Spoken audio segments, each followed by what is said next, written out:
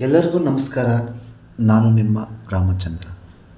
ಇಂದಿನ ತರಗತಿಯಲ್ಲಿ ಪರಿಷ್ಕೃತ ಪಠ್ಯಭಾಗ 9ನೇ ತರಗತಿ ಪ್ರಥಮ ಭಾಷೆ ಕನ್ನಡ ಈ ಪಠ್ಯಪುಸ್ತಕದಲ್ಲಿನ ಚಕ್ರಗ್ರಹಣ ಎಂಬ ಪದ್ಯಭಾಗವನ್ನು ಮಾಡಲಿದ್ದೇನೆ.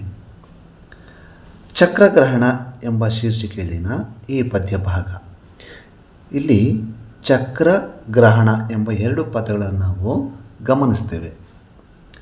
ಗ್ರಹಣ ಎಂದರೆ ಹಿಡಿಯುವುದು ಎಂಬ ಅರ್ಥ ಬರ್ತದೆ. ಇಲ್ಲಿ ಯಾವುದನ್ನು ಹಿಡಿತಾರೆ ಅಂತಂದರೆ ಚಕ್ರವನ್ನು ಹಿಡಿಯುವುದು ಎಂಬ ಅರ್ಥವನ್ನು ನಾವು ಇಲ್ಲಿ ನೋಡ್ತೇವೆ. ನೇರವಾಗಿ ಪದ್ಯಕ್ಕೆ ಹೋಗೋದಕ್ಕಿಂತ ಮೊದಲು ಇದರ ಹಿನ್ನೆಲೆ ಮತ್ತು ಆಶಯ, ಕೃತಿಕಾರ ಪರಿಚಯ ಇದಿಷ್ಟನ್ನು ನೋಡಿಕೊಂಡು ಮುಂದೆ ಹೋಗೋಣ. ಈ ಪದ್ಯಭಾಗ ಹಿಂದೂ ಪುರಾಣಗಳ ಪ್ರಕಾರ ಹಿಂದೂ ಮಹಾಕಾವ್ಯಗಳಾದಂತಹ 2 ಕಾವ್ಯಗಳು, ಮಹಾಭಾರತ ಮತ್ತು ರಾಮಾಯಣ, ಇದು ಮಹಾಭಾರತಕ್ಕೆ ಸಂಬಂಧಪಟ್ಟಿರುವ ಪದ್ಯಭಾಗವಾಗಿದೆ. ಇದರ ಹಿನ್ನೆಲೆಯನ್ನು ನಾವು ನೋಡುವುದಾದರೆ, ಮಹಾಭಾರತ ಯುದ್ಧದಲ್ಲಿ ತಮ್ಮ ತಮ್ಮ ಬಲಗಳನ್ನು ಹೆಚ್ಚಿಸಿಕೊಳ್ಳೋದಕ್ಕೆ ಕೌರವರು ಮತ್ತು ಪಾಂಡವರು ಶ್ರೀಕೃಷ್ಣನ ಹತ್ತಿರ ಹೋಗ್ತಾರೆ. ಅಲ್ಲಿ ಕೌರವರ ಪರವಾಗಿ ದುರ್ಯೋಧನ, ಪಾಂಡವರ ಪರವಾಗಿ ಅರ್ಜುನ. ಕೃಷ್ಣನ ಬಳಿ ಹೋದಾಗ ಶ್ರೀಕೃಷ್ಣ ನಿದ್ದೆ ಮಾಡ್ತಾ ಇರ್ತಾನೆ. ಆಗ ಮೊದಲು ದುರ್ಯೋಧನ ಹೋಗ್ತಾನೆ. ದುರ್ಯೋಧನ ಹೋದಾಗ ಅದನ್ನು ನಿದ್ರಾಭಂಗ ಮಾಡಬಾರದು ಎಂದು ಶ್ರೀಕೃಷ್ಣನ ತಲೆಯ ಭಾಗದ ಹತ್ರ ಕೂತ್ಕೊಳ್ತಾನೆ. ನಂತರ ಅರ್ಜುನ ಬರ್ತಾನೆ. ಅರ್ಜುನ ಕೃಷ್ಣನ ಪಾದಗಳ ಸಮೀಪ ಕೂತ್ಕೊಳ್ತಾನೆ. ಇದೆಲ್ಲವನ್ನು ಕೂಡ ಗಮನಿಸ್ತಾ ಇದ್ದಂತಹ ಶ್ರೀಕೃಷ್ಣ ಎದ್ದ ತಕ್ಷಣ ಮೊದಲು ಅರ್ಜುನನನ್ನು ನೋಡ್ತಾನೆ. ಆಗ ಅವರು ಬಂದ ವಿಷಯವನ್ನು ತಿಳಿಸ್ತಾರೆ. ಇಬ್ಬರೂ ಕೂಡ ನಮಗೆ ಯುದ್ಧದಲ್ಲಿ ಸಹಾಯ ಮಾಡಬೇಕು ಎಂದು ಕೇಳಲು ಬಂದಿರ್ತಾರೆ. ಆಗ ಶ್ರೀಕೃಷ್ಣ ಹೇಳ್ತಾನೆ, ನಾನು ಮತ್ತು ನನ್ನ ಸೈನ್ಯ ಈ ಇಬ್ಬರೂ ಕೂಡ, ನನ್ನ ಸೈನ್ಯ ಒಂದು ಕಡೆ ಹೋರಾಟ ಮಾಡ್ತದೆ, ಆದರೆ ನಾನು ಮಾತ್ರ ಒಂದು ಕಡೆ ಇರ್ತೇನೆ. ಆಯ್ಕೆಯನ್ನು ಮೊದಲು ಅರ್ಜುನನಿಗೆ ಕೊಡ್ತಾನೆ. ಅರ್ಜುನ ಆವಾಗ ಹೇಳ್ತಾನೆ, ನೀನು ನಮ್ಮ ಕಡೆ ಹೋರಾಟ ಮಾಡು, ನಮ್ಮ ಪರವಾಗಿರು ಅಂಥೇಳಿ ಹೇಳ್ತಾನೆ. ಆದರೆ ಶ್ರೀಕೃಷ್ಣ ಒಂದು ನಿಯಮವನ್ನು ಹಾಕಿರ್ತಾನೆ. ಏನಪ್ಪ ನಿಯಮ ಅಂತಂದರೆ, ನಾನು ಯಾರ ಕಡೆ ಬರ್ತೀನೋ ಅಲ್ಲಿ ಯುದ್ಧ ಮಾಡೋದಿಲ್ಲ, ಯಾವುದೇ ಶಸ್ತ್ರವನ್ನು ನಾನು ಹಿಡಿಯುವುದಿಲ್ಲ ಎಂಬುದಾಗಿ ಮಾತು ಕೊಟ್ಟಿರ್ತಾನೆ. ನಂತರ ಆಯಿತು ಅಂಥೇಳಿ ಅವರಿಬ್ಬರು ಹೊರಡ್ತಾರೆ, ದುರ್ಯೋಧನ ಮತ್ತು ಅರ್ಜುನ. ಹೀಗೆ ಕುರುಕ್ಷೇತ್ರ ಯುದ್ಧ ಆದಮೇಲೆ 3ನೇ ದಿನ ಯುದ್ಧದಲ್ಲಿ ಭೀಷ್ಮ ಪರ್ವದಲ್ಲಿ ಭೀಷ್ಮ ಶ್ರೀಕೃಷ್ಣನ ಕೈಯಲ್ಲಿ ಈ ಸುದರ್ಶನ ಚಕ್ರವನ್ನು ಹಿಡಿಸುವಂತಹ ಒಂದು ಸನ್ನಿವೇಶ ಈ ಚಕ್ರಗ್ರಹಣ ಅನ್ನೋದನ್ನು ನಾವು ಗಮನಿಸ್ತೀವಿ.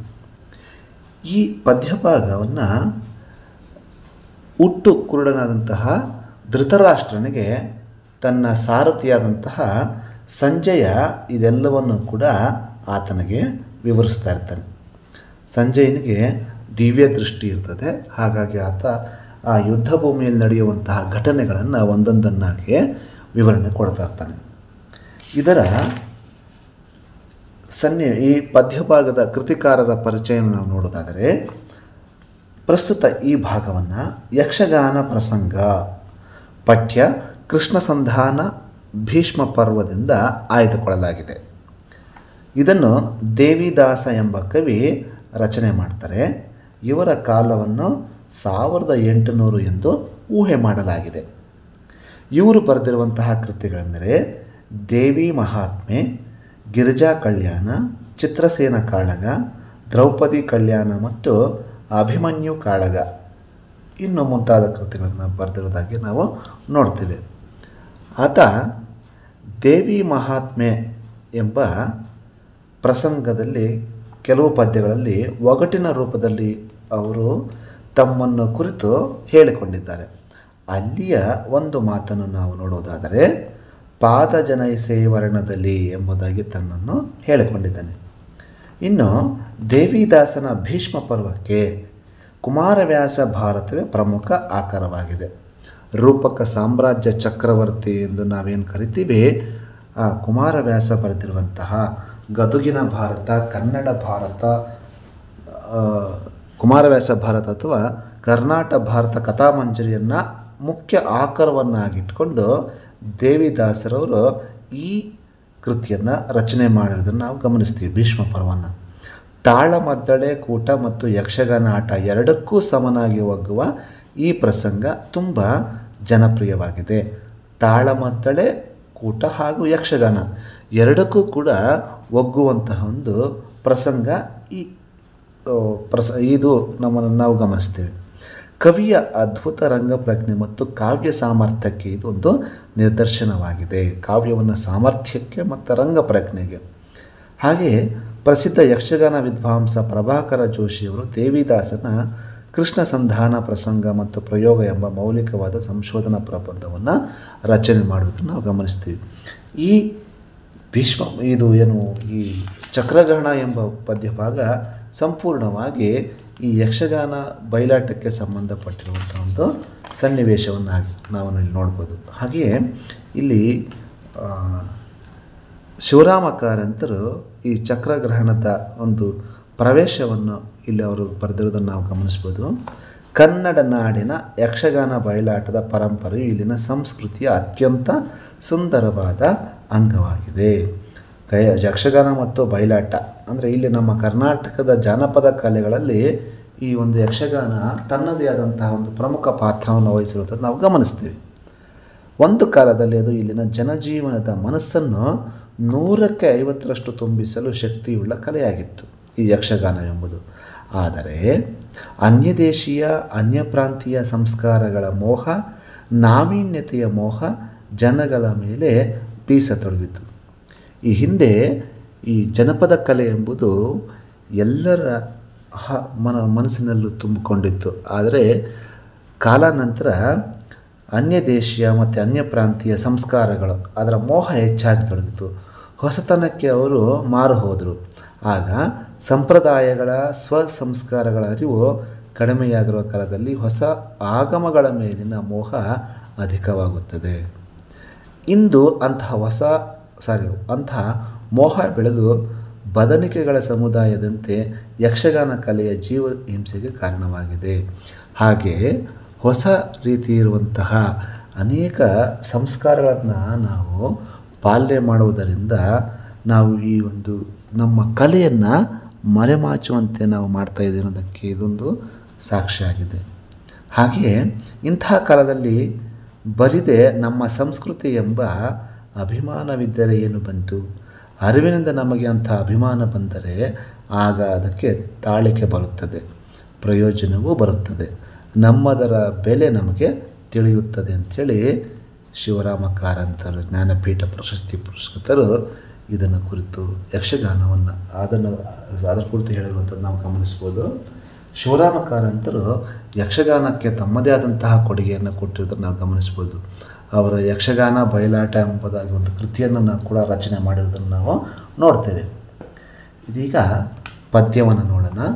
ಒಂದೊಂದು ಪದ್ಯವನ್ನು ಓದುತ್ತಾ ಅದಕ್ಕೆ ವಿವರಣೆಯನ್ನು ನೀಡಲು ನಾನು ಪ್ರಯತ್ನ ಮಾಡ್ತೇನೆ. ರಾಗ ಸೌರಾಷ್ಟ್ರ ತ್ರಿವುಡೆ ತಾಳ. ಇದು ಯಕ್ಷಗಾನದಲ್ಲಿ ಬರುವಂತಹ ತಾಳಗಳಿಗೆ ಸಂಬಂಧಪಟ್ಟಿರುವಂಥದ್ದು. ಪದ್ಯವನ್ನು ಗಮನಿಸೋಣ. ಅರಸ ಕೇಳಿ ತೆರದೋಳ್ ಇರೆ ಕಲಿನರನು 3ನೇ ದಿನದಿ ಗಂಗಾ ತರಳಿಗೆ ಇದಿರಾಗುತ್ತ ಶರಯುಗ ಧರಿಸುತ್ತೆಂದ. ಇಲ್ಲಿ ಸಂಜೆಯ ಹುಟ್ಟು ಕುರುಡಾದಂತಹ ಧೃತರಾಷ್ಟ್ರನಿಗೆ 3ನೇ ದಿನದಲ್ಲಿ ಆಗುವಂತಹ ಒಂದು ಸನ್ನಿವೇಶವನ್ನು ವಿವರಣೆ ಕೊಡ್ತಾ ಇದ್ದಾನೆ. ಅದನ್ನು ಇಲ್ಲಿ ಅರಸ ಎಂದರೆ ಧೃತರಾಷ್ಟ್ರ. ಅರಸ ಕೇಳ್ ಈ ತೆರದೋಳ್, ಕೇಳು ಅರಸ, ಈ ರೀತಿಯಾಗಿ ಇರಬೇಕಾದರೆ ಕಲಿನರನು, ಕಲಿ ಅಂತಂದರೆ ಇಲ್ಲಿ ಶೂರ ಅಥವಾ ವೀರ ಅನ್ನೋದು ಅರ್ಥ ಬರ್ತದೆ. ನರನು ಅಂತಂದರೆ ಅರ್ಜುನ. ಕಲಿನರನು ಮೂರನೇ ದಿನದ ಈ ಗಂಗಾತರಳಗೆ, ಮೂರನೇ ದಿನದ ಯುದ್ಧದಲ್ಲಿ ಗಂಗಾತರಳ ಅಂದರೆ ಇಲ್ಲಿ ಗಂಗಾತರಳ ಅಂತಂದರೆ ಭೀಷ್ಮ ಅನ್ನೋದು ಬರ್ತದೆ. ಯಾಕೆ ಅಂತಂದರೆ ಆತ ಭೀಷ್ಮನ ಮಗನಾದ್ದರಿಂದ ಆತನನ್ನು ಗಾಂಗೆಯ ಅಥವಾ ಗಂಗಾತರಳ ಅಂಥೇಳಿ ಇಲ್ಲಿ ಕರೆದಿದ್ದಾರೆ. ಆ ಭೀಷ್ಮನಿಗೆ ಎದುರಾಗತ್ತ ಶರಯುಗ ಅಂದರೆ ಬಾಣಗಳನ್ನು ತೊಟ್ಟುತ್ತಾ ಆತ ಧರಿಸುತ್ತಾ ಈ ರೀತಿ ಹೇಳ್ತಾನೆ. ಹರಿಯೇ ಕೇಳ್ ಈ ದಿನದಿ ನಮ್ಮಯ್ಯ ಹಿರಿಯರಳು ಸಂಗ್ರಾಮ ದೊರಕಿತು, ಸರಳನಿಂದ ವಂದಿಸುವೆ ವೀರ್ಯವ ಪರಿಕಿಸು ಎನ್ನುತ್ತಾ ಶ್ರೀಕೃಷ್ಣನಿಗೆ ಅರ್ಜುನ ಈ ರೀತಿಯಾಗಿ ಹೇಳ್ತಾನೆ ನೋಡಿ. ಹರಿಯೇ, ಹರಿ ಅಂದರೆ ಶ್ರೀಕೃಷ್ಣ. ಹರಿಯೇ ಕೇಳು ಈ ದಿನದಿ, ಕೇಳು ಈ ದಿನದಲ್ಲಿ ನಮ್ಮಯ್ಯ ಹಿರಿಯರಳು, ಭೀಷ್ಮ ಅರ್ಜುನನಿಗೆ ತಾತ ಆಗಬೇಕು. ಹಾಗಾಗಿ ನಮ್ಮ ಹಿರಿಯರಲ್ಲಿ ಸಂಗ್ರಾಮ ಅಥವಾ ಯುದ್ಧ ಮಾಡುವ ಸೌಭಾಗ್ಯ ನನ್ನದಾಗ್ತಾಯಿದೆ, ದೊರಕಿತು. ಆದ್ದರಿಂದ ಸರಳನಿಂದ, ಸರಳು ಅಂತಂದರೆ ಬಾಣ, ಆ ಬಾಣಗಳಿಂದ ವಂದಿಸುವೆ ವೀರ್ಯವ ಪರಿಕಿಸೆನುತ್ತ, ನನ್ನ ವೀರತ್ವವನ್ನು ನನ್ನ ಶೌರ್ಯವನ್ನು ಪರೀಕ್ಷಿಸು ಎನ್ನುತ್ತಾ ಅರ್ಜುನ ಏನು ಮಾಡ್ತಾನೆ ನೋಡಿ.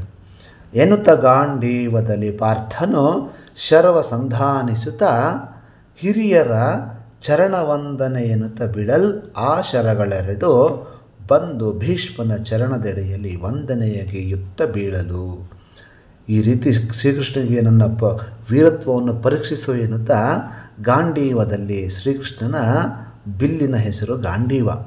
ಆ ಗಾಂಡೀವದಲ್ಲಿ ಪಾರ್ಥನು, ಪಾರ್ಥ ಅಂದರೆ ಅರ್ಜುನ, ಶರವನ್ನು ಬಾಣವನ್ನು ಸಂಧಾನಿಸುತ್ತಾ ಶರವನ್ನು ಅದಕ್ಕೆ ಹೂಡುತ್ತಾ ಹಿರಿಯರ ಚರಣವಂದನೆ ಎನ್ನುತ್ತಾ ಆ ಹಿರಿಯರಾದ ಭೀಷ್ಮನಿಗೆ ವಂದನೆಯನ್ನು ಮಾಡುತ್ತಾ ಬಿಡಲ್ ಆ ಶರಗಳೆರಡು, ವಂದನೆ ಮಾಡು ಅಂಥೇಳಿ ಬಿಟ್ಟಂತಹ ಆ ಬಾಣಗಳು ಎರಡು ಬಂದು ಭೀಷ್ಮನ ಚರಣದೆಡೆಯಲ್ಲಿ, ಆತನ ಪಾದದ ಎಡೆಯಲ್ಲಿ ವಂದನೆಗೆಯುತ್ತ ಅಂದರೆ ನಮಸ್ಕಾರ ಮಾಡುತ್ತಾ ಆ ಬಾಣಗಳೆರಡು ಭೀಷ್ಮನ ಪಾದಗಳ ಮುಂದೆ ಬಂದು ಸೇರಿಕೊಳ್ಳುತ್ತದೆ. ಮುಂದುವರೆದಂತೆ ರಾಗ ಕೇದಾರಗೌಳ ಝಂಪೆ ತಾಳ. ಕಂಡು ಗಂಗಾಜಾತನು ಹರುಷವನುಗೊಂಡು ಶರವೆಸೆಯ ನರನು ತಂಡ ತಂಡದಲ್ಲಿ ಶರದಲ್ಲಿ ಖಂಡಿಸುತ್ತಲ್ ಅಂದು ಉಸಿರ್ತನು ನಗುತ್ತಲಿ. ನೋಡಿ ಹೇಗೆ ಇಲ್ಲಿ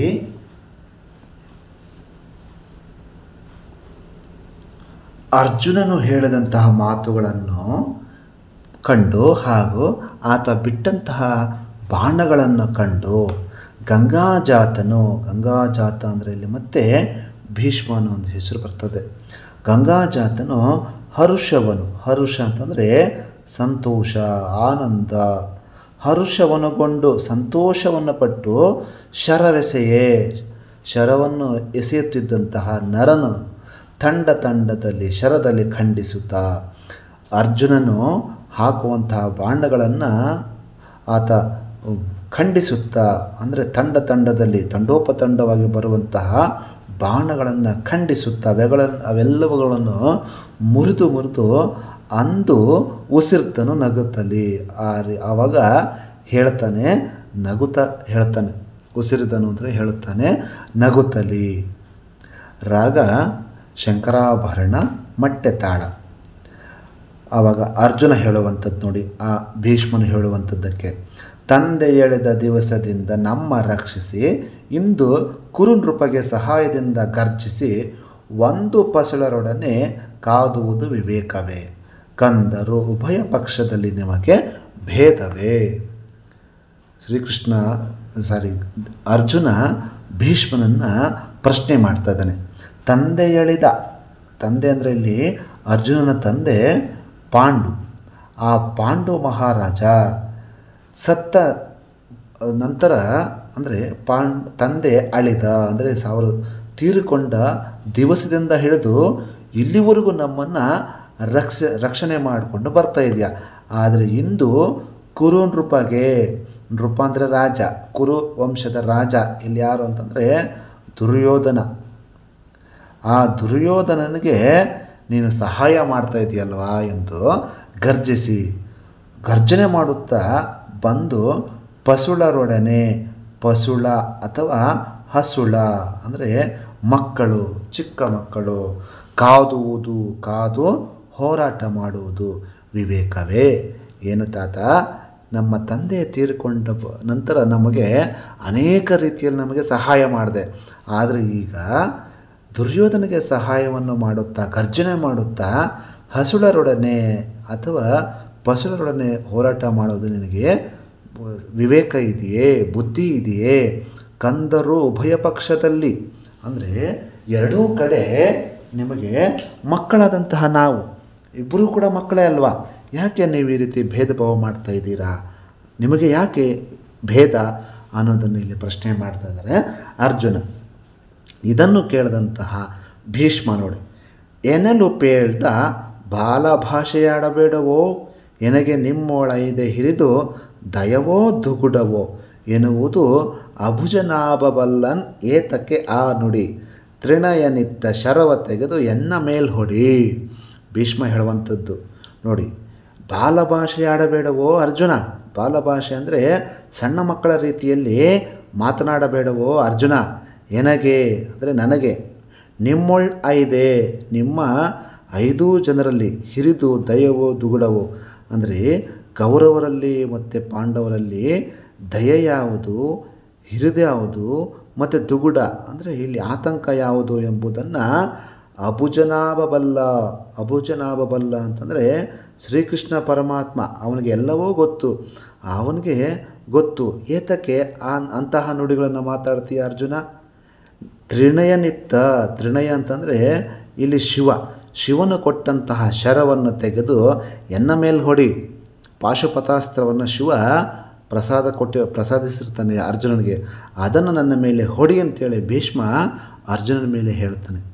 ಹೀಗೆ ಹೇಳಿದಂತಹ ಒಂದು ಸಂದರ್ಭದಲ್ಲಿ ಎಂದು ಸಾಯಕಂಗಳೆಚ್ಚಡಬ್ರ ಮೊಸಕಲು ಇಂದ್ರಜಾತನ್ ಅದರ ತರಿದು ಮಗಳೇ ಕವಿಸಲ್ ಸ್ಯಂದನದ ಹಯಂಗಳ್ ಒದರ್ಲ್ ಆಗ ಸೂತನು ನೊಂದು ಮೂರ್ಛೆಗೊಳ್ಳಲು ಭೀಷ್ಮ ಬೆರಗುಬಟ್ಟನು. ಈ ರೀತಿ ಹೇಳ್ತಾ ಸಾಯಕಂಗಳ್ ಎಚ್ಚಳ್ ಅಡಬ್ರ ಮಸಕಲು. ಸಾಯಕಂಗಳ್ ಅಂದರೆ ಇಲ್ಲಿ ಸಾಯ ಅಂತಂದರೆ ಬಾಣಗಳು ಅಂಥೇಳಿ, ಹೆಚ್ಚು ಅಂತಂದರೆ ಪ್ರಯೋಗಿಸು, ಅಭ್ರ ಬಾಣಗಳನ್ನು ಇಲ್ಲಿ ಪ್ರಯೋಗಿಸು ಅಂದರೆ ಇಲ್ಲಿ ಅರ್ಜುನ ಬಾಣಗಳನ್ನು ಪ್ರಯೋಗ ಮಾಡಿದಾಗ ಮುಸುಕಲು ಅಂದರೆ ಅಭ್ರ ಅಂದರೆ ಆಕಾಶ ಎಲ್ಲವನ್ನೂ ಕೂಡ ಈ ಬಾಣಗಳಿಂದ ಮುಸುಕಲು. ಇಂದ್ರಜಾತನ್ ಅದರ ತರೆದು, ಇಲ್ಲಿ ಭೀಷ್ಮ ಬಿಟ್ಟಂತಹ ಎಲ್ಲ ಬಾಣಗಳು ಕೂಡ ಅಭ್ರ ಅಂತಂದರೆ ಆಕಾಶವನ್ನು ಮುಸುಕಲು, ಆವರಿಸಿಕೊಳ್ಳಲು. ಇಂದ್ರಜಾತ ಅಂದರೆ ಇಂದ್ರನ ಮಗ. ಯಾರಪ್ಪ ಅಂತಂದರೆ ಇಲ್ಲಿ ಅರ್ಜುನನು ಇಲ್ಲಿ ಇಂದ್ರನ ಮಗ ಆಗಿರ್ತಾನೆ. ಆತ ಭೀಷ್ಮನು ಬಿಟ್ಟಂಥ ಎಲ್ಲ ಬಾಣಗಳನ್ನು ತರಿದು ಅವೆಲ್ಲವುಗಳನ್ನು ಕತ್ತರಿಸಿ ಮಗೊಳೆ ಕವಿಸಲು ಸ್ಯಂದನದ ಹಯಂಗಳ್. ಸ್ಯಂದನ ಅಂತಂದರೆ ಇಲ್ಲಿ ರಥ.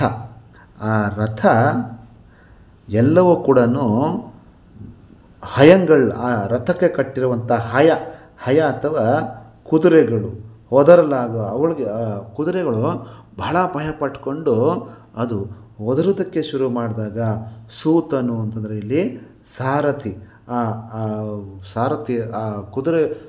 ರಥವನ್ನು ಓಡಿಸ್ತಾ ಇದ್ದಂತಹ ಚಾಲಕನು ನೊಂದು ಮೂರ್ಛೆಗೊಳ್ಳಲು, ಅವನು ಮೂರ್ಛೆ ಹೋಗ್ತಾನೆ.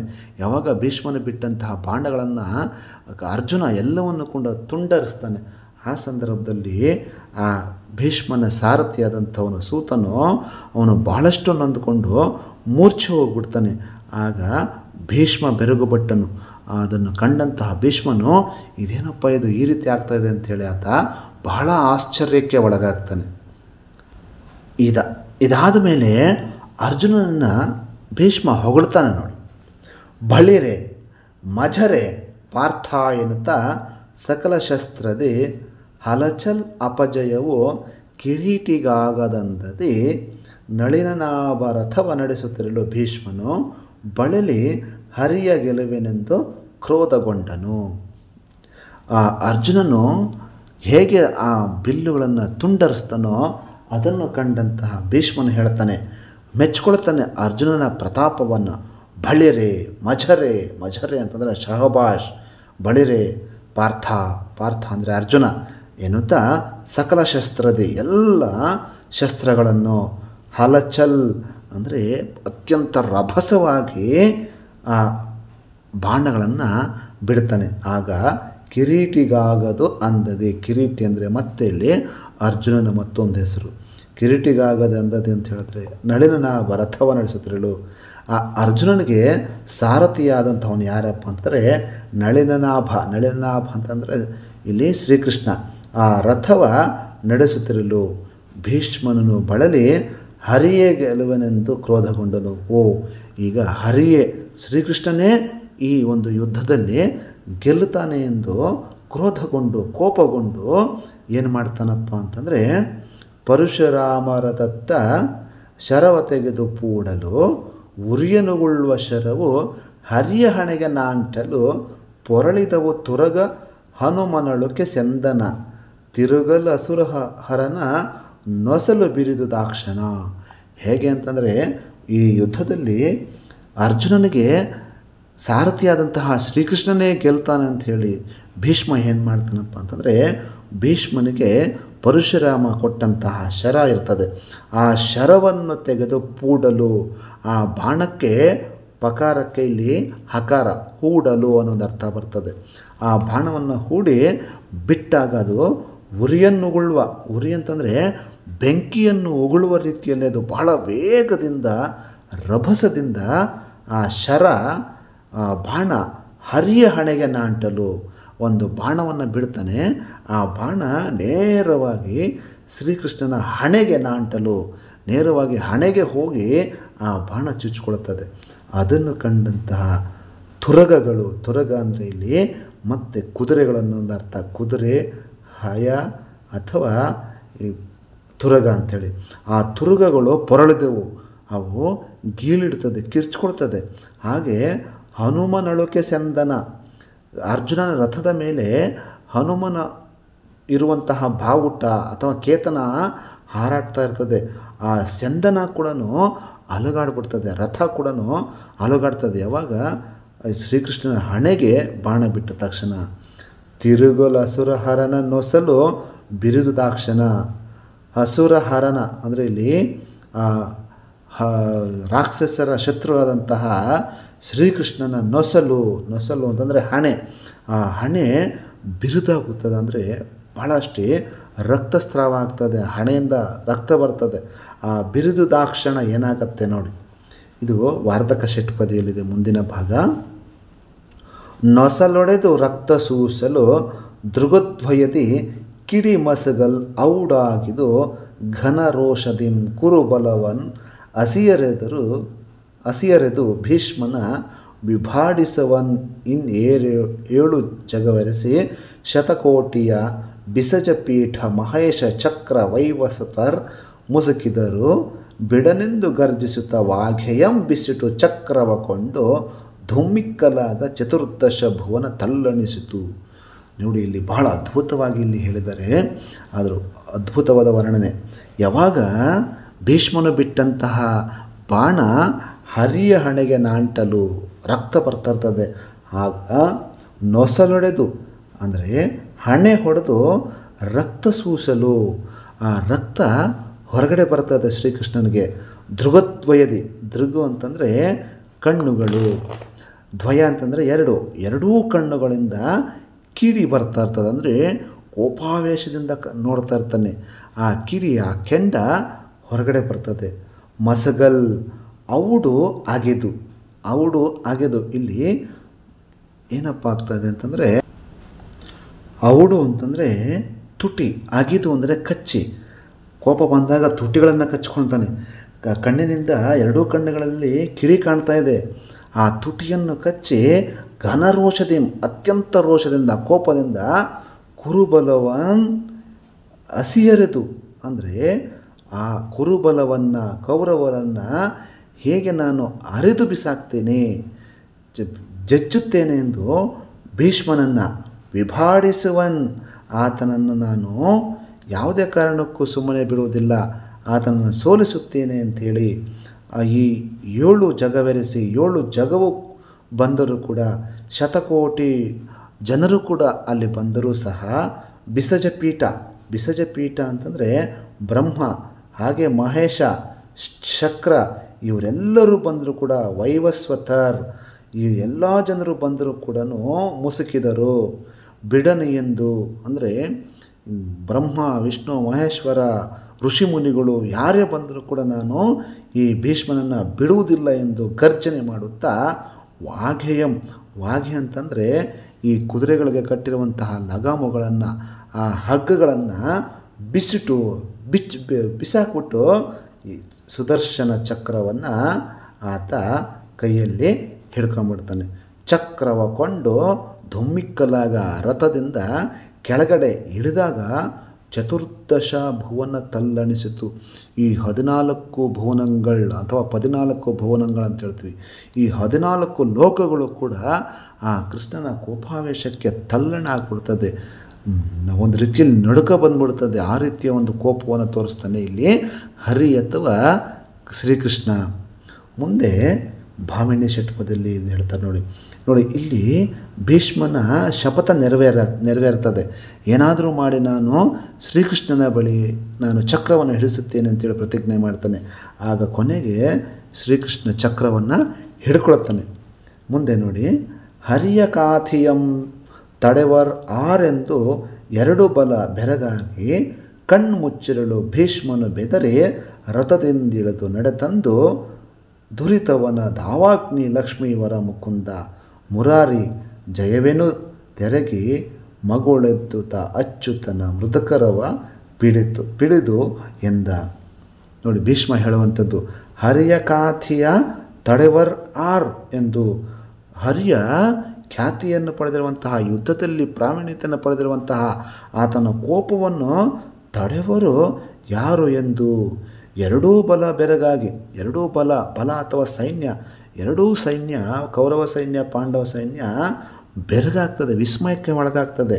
ಹೀಗೆ ಕಣ್ಣು ಮುಚ್ಚಿಕೊಂಡಿರಬೇಕಾದ್ರೆ ಭೀಷ್ಮನು ಬೆದರಿ, ಭೀಷ್ಮನಿಗೆ ಹೆದರಿಕೆ ಆಗ್ಬಿಡ್ತದೆ. ಯಾವಾಗ ಶ್ರೀಕೃಷ್ಣ ಸುದರ್ಶನ ಚಕ್ರವನ್ನು ಹಿಡಿತಾನೋ ಆಗ ರಥದಿಂದ ಇಳಿದು ನಿಧಾನವಾಗಿ ಭೀಷ್ಮ ರಥದಿಂದ ಇಳಿದು ನಡೆತಂದು ದುರಿತವನ ಧಾವಾಗ್ನಿ ಲಕ್ಷ್ಮಿ, ಒಂದು ರೀತಿಯಲ್ಲಿ ಅಗ್ನಿ ರೀತಿಯಲ್ಲಿ ಉರಿಯುವಂತಹ ಶ್ರೀಕೃಷ್ಣ ಅಥವಾ ಲಕ್ಷ್ಮಿಯ ವರ ಅಥವಾ ಒಡೆಯ ಅಂದರೆ ವಿಷ್ಣುವಿನ ಮತ್ತೊಂದು ಅವತಾರ ಶ್ರೀಕೃಷ್ಣ. ಆ ಶ್ರೀಕೃಷ್ಣನ ಹತ್ರ ಬಂದು ಮುಕುಂದ ಮುರಾರಿ ಜಯವೆನು, ನೀನೇ ಈ ಒಂದು ಯುದ್ಧದಲ್ಲಿ ಜಯವನ್ನು ಸಾಧಿಸಿದೆಯಪ್ಪ ಅಂತ ಹೇಳಿ ಮಗಳು ಎದ್ದು ಅಚ್ಯುತ ಅಂತಂದರೆ ಮತ್ತೆ ಶ್ರೀಕೃಷ್ಣ. ಇಲ್ಲಿ ಆ ಶ್ರೀಕೃಷ್ಣನ ಮೃದುವಾದಂತಹ ಕರ ಅಥವಾ ಕೈಗಳನ್ನು ಪಿಡಿದು ಎಂದ. ಆ ಕೈಗಳನ್ನು ಹಿಡಿಯುತ್ತಾ ಈ ರೀತಿ ಮುಂದೆ ಹೇಳ್ತಾನೆ. ಏನು ಹೇಳ್ತಾನಪ್ಪ ಅಂತಂದರೆ ನೋಡಿ, ಇಲ್ಲಿ ಯಕ್ಷಗಾನಕ್ಕೆ ಸಂಬಂಧಪಟ್ಟಂತೆ ರಾಗ ಮಧುಮಾಧವಿ ಏಕತಾಳ. ಶ್ರೀ ಮನೋಹರ ಸ್ವಾಮಿ ಪರಾಕು ಪ್ರೇಮದೊಳೆನ್ನಯ ಮಾತಲಾಲಿಸಬೇಕು. ಶ್ರೀ ಮನೋಹರ ಸ್ವಾಮಿ ಪರಾಕು ಅಂದರೆ ಶ್ರೀಕೃಷ್ಣ ಮಹಾಪ್ರಭುಗಳೇ ಪರಾಕು, ನಿಮಗೆ ಜಯವಾಗಲಿ, ನಿನಗೇ ಜಯ ಆಗ್ತದೆ. ಪ್ರೇಮದೊಳ್ ಎನ್ನಯ ಮಾತು ಲಾಲಿಸಬೇಕು, ಪ್ರೀತಿಯಿಂದ ನನ್ನ ಮಾತನ್ನು ನೀನು ಕೇಳಬೇಕು ಅಂತ ಹೇಳಿ ಭೀಷ್ಮ ಶ್ರೀಕೃಷ್ಣನಿಗೆ ಹೇಳ್ತಾ ಇದ್ದಾನೆ. ಎನ್ನಯ ಕಂಠವನ್ನಿರಿಯಲು ಚಕ್ರವ ಚಿನ್ಮಯ ಕೈಯಲ್ಲಿ ಪಿಡಿದೆಯ. ಚೆನ್ನಾಯಿತು ಸೇವಕ, ಜಯವ ಪಾಲಿಸಿ ಲೋಕವನ್ನು ರಕ್ಷಿಪದೇವ ಮಹಾನುಭಾವ ಶ್ರೀ ಮನೋಹರ. ಭೀಷ್ಮ ಹೇಳುವಂಥದ್ದು ಒಂದು ರೀತಿಯಲ್ಲಿ ವಿಡಂಬನಾತ್ಮಕವಾಗಿ ಹೇಳ್ತಾನೆ ಆ ಶ್ರೀಕೃಷ್ಣ ಮಹಾಪ್ರಭುಗಳಿಗೆ. ಎನ್ನಯ ಕಂಠವನ್ನಿರಿಯಲು ಅಂದರೆ, ಏ ಶ್ರೀಕೃಷ್ಣ, ನನ್ನ ಕಂಠವನ್ನು ಕತ್ತರಿಸಲು ಚಕ್ರವನ್ನು ಹಿಡಿಯಬೇಕೇ? ನೀನು ಪಿಡಿದೀಯ, ಚಕ್ರವನ್ನು ಹಿಡಿದೀಯ ಶ್ರೀಕೃಷ್ಣ, ಚೆನ್ನಾಯಿತು, ಒಳ್ಳೆಯದಾಯ್ತಪ್ಪ, ಎಂಥ ಮಹಾ ಪಾಂಡಿತ್ಯಪ್ಪ ನಿಂದು, ಚೆನ್ನಾಯಿತು ಸೇವಕ, ನಾನು ನಿನ್ನ ಸೇವಕ, ಜಯವ ಪಾಲಿಸಿ ಲೋಕವನ್ನು. ನೀನು ಮಾಡಬೇಕಾಗಿರುವಂಥದ್ದು ಲೋಕವನ್ನು ನೀನು ಪರಿಪಾಲಿಸಬೇಕಂತಂದರೆ, ರಕ್ಷಣೆ ಮಾಡಬೇಕಂದ್ರೆ ನೀನು ಚಕ್ರವನ್ನು ಹಿಡಿಯಬೇಕು. ಅದು ಬಿಟ್ಟು ನನ್ನ ಕಂಠವನ್ನು ಮುರಿಯಲು ಕತ್ತರಿಸಲು ನೀನು ಚಕ್ರವನ್ನು ಹಿಡಿದೆಯಾ, ಏ ಮಹಾನುಭಾವ, ಶ್ರೀ ಮನೋಹರ ಅಂಥೇಳಿ ಶ್ರೀಕೃಷ್ಣನ ಕುರಿತು ಭೀಷ್ಮ ಹೇಳ್ತಾನೆ. ಮುಂದುವರಿಸುತ್ತಾ ಹೇಳ್ತಾನೆ, ಇಂದಿರೇಶನೇ, ನಾನು ಇವರ ಜಗಳವನ್ನು ನಿಂದು ಈಕ್ಷಿಸಲಾರೆ, ತಿಳಿದು ಕಣ್ಣಾರೆ ಎಂದಾದರಿ ಕಾಯ ಎರುವಿನೊಡನೆ ಜೀಯ, ಹಿಂದೆ ಪೋಗಲಿ ತೀರ್ಚು ಚಕ್ರವನೆಚ್ಚು ಶ್ರೀ ಮನೋಹರ. ಇಂದಿರೇಶನೇ ಅಂದರೆ ಇಂದ್ರನ ಮಗ ಅರ್ಜುನ.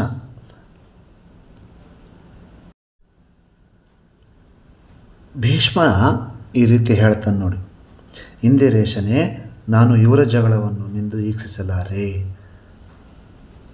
ಆತ ಹೇಳುವಂಥದ್ದು ಅರ್ಜುನ ಅಥವಾ ಶ್ರೀಕೃಷ್ಣ, ನಾನು ಇವರ ಜಗಳವನ್ನು ನಾನು ನೋಡಲಾರೆ, ಅಂದರೆ ಕೌರವರು ಮತ್ತು ಪಾಂಡವರ ಜಗಳವನ್ನು ನಾನು ನೋಡಲಾರೆ, ನಿಂದು ಈಕ್ಷಿಸಲಾರೆ, ತಿಳಿದು ಕಣ್ಣಾರೆ, ಎಂದಾದರೂ ಈ ಕಾಯ, ಯಾವಾಗಲಾದರೂ ಕೂಡ ಈ ಕಾಯ ಅಂತಂದರೆ ದೇಹ, ಎಂದಾದರೂ ಕೂಡ ಈ ದೇಹ ಎರುವಿನೊಡನೆ, ಎರುವು ಅಂತಂದರೆ ಇದೊಂದು ಬಾಡಿಗೆಯ ಜೀವ, ಬಾಡಿಗೆಯ ದೇಹವಾಗಿರುವಂಥದ್ದು.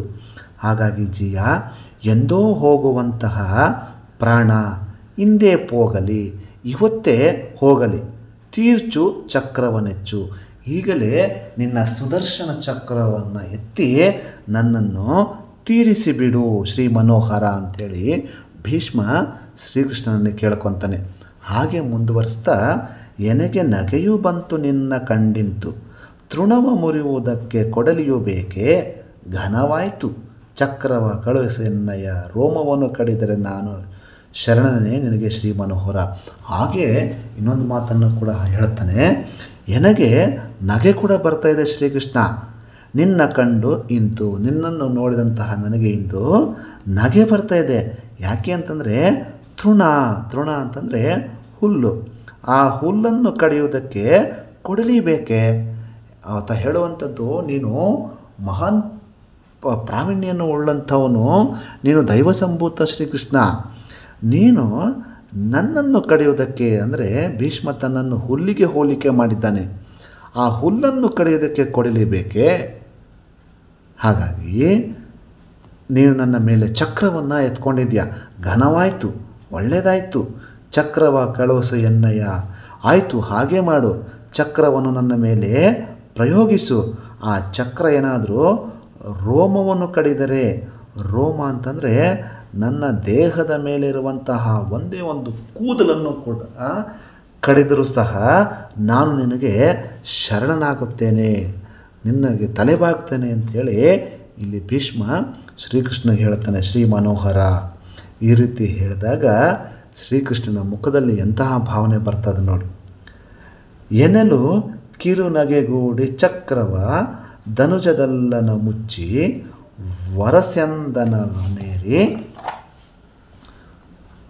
ವರಸಂದನವೇನೇರಿ ಕಿರೀಟಿಗೆ ಅಭಯವನೀಯಲಚ್ಯುತನ ಹಣೆಯ ರಕುತವನ್ನೊರೆಸಲಿ ಪರಿದ ರಣದೆ ಸಂಧತು ದಿವಸ 9ನೆಯ ನಿಶೆಯಲ್ಲಿ ಭೀಷ್ಮನುರಿಬಿಗೆ ಯಮಜ ಚಿಂತಿಸಿದ. ಇಲ್ಲಿ ಯಾವ ರೀತಿ ಆಗ್ತಾ ಇದೆಯಪ್ಪ ಅಂತಂದರೆ, ಇಲ್ಲಿ ಆ ಭೀಷ್ಮ ಯಾವಾಗ ಈ ಮಾತುಗಳನ್ನು ಹೇಳ್ತಾನೋ, ನನಗೆ ನನ್ನನ್ನು ಸಾಯಿಸೋದಕ್ಕೆ ನೀನು ಚಕ್ರವನ್ನು ಪ್ರಯೋಗ ಮಾಡಿದೆ ಅಲ್ಲ ಕೃಷ್ಣ, ನನಗೆ ನಗೆ ಬರ್ತಾ ಇದೆ, ಆ ಚಕ್ರವನ್ನು ನನ್ನ ಮೇಲೆ ಪ್ರಯೋಗ ಮಾಡು, ಅದೇನಾದರೂ ಒಂದೇ ಒಂದು ನನ್ನ ದೇಹದ ಮೇಲಿನ ಕೂದಲನ್ನು ಕತ್ತರಿಸಿದ್ರೂ ಸಹ ನಾನು ನಿನಗೆ ಶರಣಾಗ್ತೇನೆ ಅಂತ ಹೇಳಿದಾಗ ಶ್ರೀಕೃಷ್ಣ ನೋಡಿ ಕಿರುನಗೆಗೂಡಿ ಸಣ್ಣದಾಗಿ ಒಂದು ನಗೆಯನ್ನು ಸೂಚಿಸಿ, ಮಂದವಾಸವನ್ನು ಸೂಚಿಸಿ, ಚಕ್ರ ಧನುಜದಲ್ಲಣ ಚಕ್ರವನ್ನು ಬಿಸಿಟು ಆತ ಏನು ಮಾಡ್ತಾನೆ, ಅದನ್ನು ಮುಚ್ಚಿಟ್ಟು ಚಂದನ ಅಂತಂದರೆ ರಥ, ಮತ್ತು ಆ ರಥವನ್ನು ಏರ್ತಾನೆ. ಇಳಿದಿರುವಂತಹ ಶ್ರೀಕೃಷ್ಣ ರಥವನ್ನೇರಿ, ಚಂದನವನ್ನೇರಿ ಕಿರೀಟಿಗೆ ಅಭಯನ್ ಈಯಲು, ಕಿರೀಟಿ ಅಂತಂದರೆ ಅರ್ಜುನಿಗೆ ಅಭಯವನ್ನು ಧೈರ್ಯವನ್ನು ನೀಡ್ತಾನೆ ಅಚ್ಯುತ ಅಥವಾ ಶ್ರೀಕೃಷ್ಣ. ಈ ರೀತಿ ಹೇಳಿ ಆತನಿಗೆ ಅಭಯವನ್ನು ನೀಡಿದಾಗ ಆಮೇಲೆ ಅರ್ಜುನ ಆ ಅಚ್ಯುತನ ಶ್ರೀಕೃಷ್ಣನ ಹಣೆಯ ರಕುತವನ್ನೊರೆಸಲು ರಕ್ತವನ್ನು ಒರೆಸ್ತಾ ಇರ್ತಾನೆ. ಅಲ್ಲಿ ಹಣೆಗೆ ನಾಂಟಿರುವಂತಹ ಬಾಣವನ್ನು ತೆಗೆದು ಅಲ್ಲಿರುವಂತಹ ರಕ್ತವನ್ನು ಒರೆಸ್ತಾ ಇರ್ತಾನೆ. ಈ ಪರಿಯೇ ರಣದಿ ಸಂದುದು. ಈ ರೀತಿಯಾಗಿ ಆ